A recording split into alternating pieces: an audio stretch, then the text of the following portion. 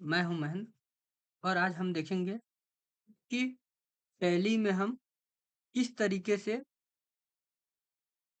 अ, जो प्रोडक्ट है हम स्टॉक मेंटेन करते हैं। तो चलिए हम अपना टैली RP9 खोल लेते हैं और उसमें हम जो क्रिएट ऑप्शन में हमारा इन्वेंट्री है, इन्वेंट्री मास्टर, आज उसके बारे में जानेंगे कि किस तरह से हम अपना टैली में कोई भी प्रोडक्ट या फिर कह सकते हैं स्टॉक मेंटेन करते हैं। तो सबसे पहले टैली में स्टॉक मेंटेन करने के लिए या आइटम जोड़ने के लिए हमें ये देखना होता है कि हमारा जो टैली जहाँ पे हम अपना स्टॉक मेंटेन कर रहे हैं, वो लोकेशन डालना होता है कि लोकेशन हमारा कहाँ होगा जहाँ हमें टैली इन्वेंट्री मेंटेन करना है। तो उसके लिए हमें सबसे पहले गोडाउन चाहिए। तो हम देखेंगे कि किस तरह से हम अपने टैली में जो सामान रखना है, वो मान लेते हैं कि हमारे पास कई सारे गोडाउन हैं, ठीक है? तो एक अ, जब हमारे पास कई सारे गोडाउन होते हैं या एक ही गोडाउन है, तो गोडाउन में सामान रखने के लिए हम गोडाउन किस तरीके से क्रिएट कर सकते हैं। तो हम देखते हैं कि किस तरह से गोडाउन क्रिएट करते हैं। तो जैसे ही हमने मास्टर्स में क्रिएट पे क्लिक किया तो हमारे पास लिस्ट ऑफ मास्टर्स खुल के आ गए। उसमें इन्वेंट्री मास्टर के अंतर्गत अ, हम गोडाउन ऑप्शन पे क्लिक करते हैं।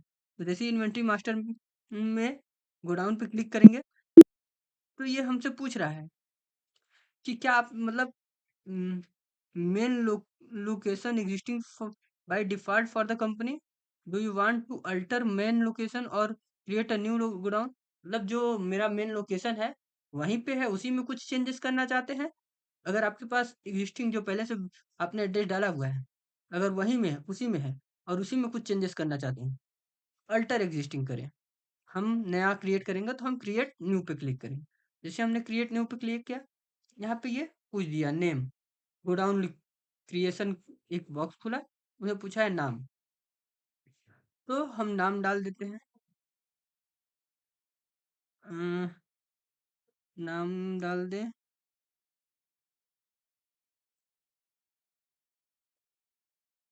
WAIDH, हम बढ़न बढ़न डाल देते हैं और फिर इंटर करते हैं। स्लाइस में भी आप चाहें तो आप जो चाहे वो डाल सकते हैं, हम फिलहाल डॉट डाल देते हैं, ठीक। फिर प्राइमरी में क्या मेन लोकेशन रखना है या प्राइमरी रखना है, या इसमें भी क्रिएट करके आप बना सकते हैं कि कहाँ पे है। तो हम इसको रखते हैं, प्राइमरी में रखते हैं, ठीक है। और जैसे ही प्राइमरी में हमने एक्सेप्ट किया, इंटर किया, तो हमसे पूछ रहा है एक्सेप्ट करना है या नहीं। नो कर देंगे तो ये नहीं बनेगा, एक्सेप्ट कर देंगे, यस कर देंगे तो ये क्रिएट हो जाएगा। तो हमने क्रिएट कर लिया, तो एक्सेप्ट कर लिया, तो हम एक गोडाउन बना लिया। तो हमने देखा कि किस तरीके से गोडाउन बनाए। अब अगर हम उस गोडाउन में चेंजेस करना चाहते हैं कुछ, तो हम फिर से बैक जाएंगे और अल्टर में जाएंगे। अल्टर में जाने के बाद जो हमारा मास्टर्स में गोडाउन ऑप्शन है, उस पर क्लिक करेंगे। तो देखिए हमारे पास 3 लोकेशन आ गया, एक वर्धन के नाम से, एक मेन लोकेशन और तीसरा घोटी।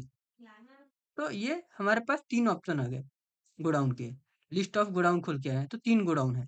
अगर आप चाहें तो उसी में अल्टर में ही थोड़ा सा ऊपर जाएंगे तो क्रिएट ऑप्शन है, यहाँ पे भी क्लिक करके आप और गोडाउन अगर क्रिएट करना चाहें तो क्रिएट कर सकें।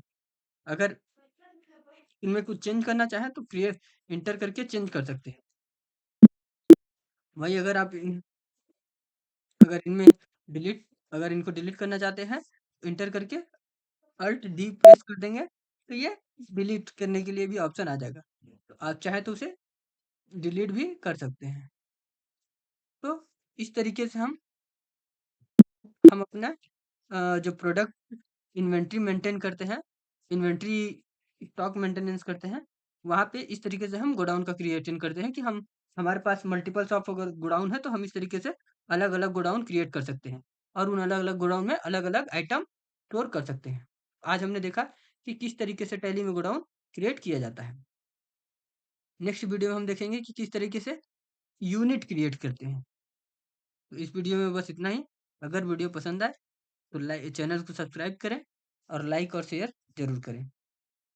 धन्यवाद।